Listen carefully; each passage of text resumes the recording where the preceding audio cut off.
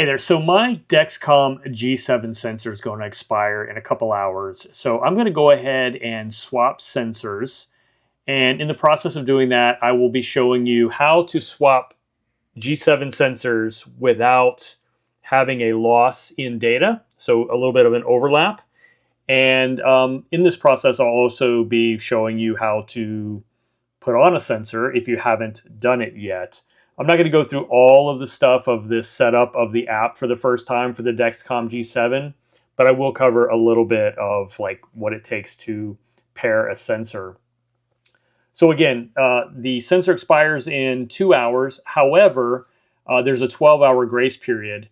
Normally I would run into the grace period, but the grace period is going to expire tomorrow while I'm at work. So what I'd rather do is do the swap now while I have a chance to.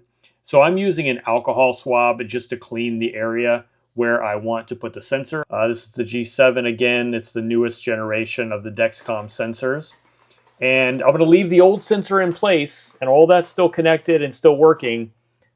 I'm going to install the second sensor for the transition. You can see it's got this little spring, and you're going to compress that spring up underneath the fat part of your arm where you think that you like it. I like this position.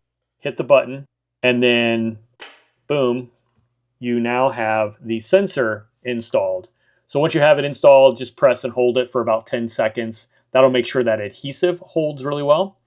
And then I like to also rub around the edge of the sensor adhesive. I've never had it come off or peel off.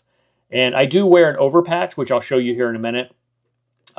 Sometimes I don't wear an overpatch, but this is the overpatch I use. You can see the difference with the patch and without it. But yeah, basically now I'm going to let that sensor sit for about 30 minutes it takes to start working. So these are the overpatches I use. I'll put some links down in the video description if you want to check this stuff out.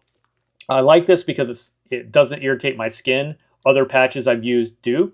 Whenever I peel the backing off, I leave the center in there. That way I can easily remove the overpatch and leave the Dexcom in place in case I want to change the patch or just take it off or whatever. So I just leave that center backing there, put it over the Dexcom, and then put it into place. So these come in a whole bunch of colors. I usually just go for simple black. I'm not trying to show off or anything. But like I said, I have other patches that would irritate my skin. I have pretty sensitive skin to adhesive, and so these do not irritate me at all. So now it's been over 30 minutes, and what I want to do is pair and swap to the new sensor. So I'm currently connected to the sensor that's on my right arm, and I'm going to hit replace sensor. If you're in your grace period, it won't ask you this question, but it wants to know, like, is there a problem? Is there a reason you're doing it? In this case, it's just because this is going to be the best timing for me. Not always does it work that way. Usually, like I said, I end up in the grace period, and it's just basically telling you, remove your old sensor, and then it lets you scan with the camera your new sensor, or you can type in that number 3226 is my number. It'll let you manually type that in. And then it will ask to pair with Bluetooth. Once that happens, then you should eventually see your new sensor connected. Now your time start for the sensor is the time you install it on your arm, not the time that you pair it with the app. So just know that once you put it on your arm, the clock starts ticking. But it does take about 30 minutes before it will start working. So that's why the overlap. So now I'm going to remove the old patch and sensor. This adhesive remover is really, really good. And all I do is just rub it up against the edge of whatever adhesive I'm trying to remove. And it just, like, it works. It's amazing. So you can see me removing that patch. That's how I would remove the overpatch and leave the sensor in place. And then now I'm just going to do the same thing to the Dexcom adhesive and just sort of push on it until it starts to lift. And once it starts to lift, when that adhesive remover starts to soak into it a little bit, then it's really easy just to pull off and away. Yep, just like that. And then I use the adhesive remover, get rid of any residuals, and we're good to go there. By the way, this is what the filament looks like that goes inside your skin. It's pretty interesting. yeah, so you can see here I had a little bit rise in the blood sugar level. That's because the sensor is calibrated a little bit differently. The very first thing I'll usually do is just check and see how close it is to my actual blood. But just know the first few hours, like 12, sometimes even like longer, 12 to 24, I mean really, but usually by 12 hours, it's sort of normalized, but it goes crazy. And I'll show you this here in a second.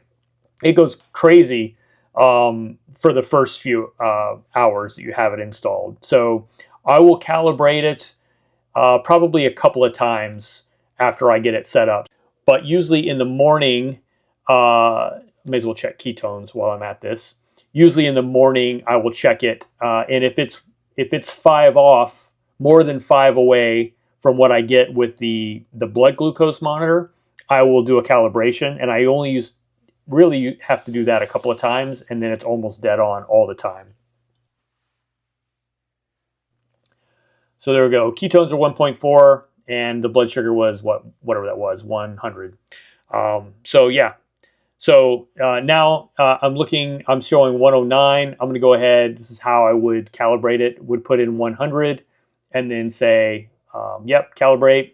You don't want to do this on any of the swings. You want to make sure your blood sugar's stable, and just know that like there's about a 5-minute lag between your interstitial glucose, which is what the sensor reads, versus your blood, which is what the blood monitor reads. But you can see how crazy, this is the next day. You can see all night long how ridiculous my blood sugar looked. I did not have those peaks and valleys in real life, but for some reason, the sensor just does that. So I always put a note in my app, this is the Levels app, I put a note that says sensor change so that I can know like what happened there. And actually, I got a tip from the Levels help people about how to avoid that. If you want more information on the Levels app, that's a whole different thing, but anyway, just know that that it's going to take about 12 hours before your sensor starts to look normal again. And yeah, that's it. That's how you swap sensors with the Dexcom G7. Anyway, guys, that's it. Thanks for watching.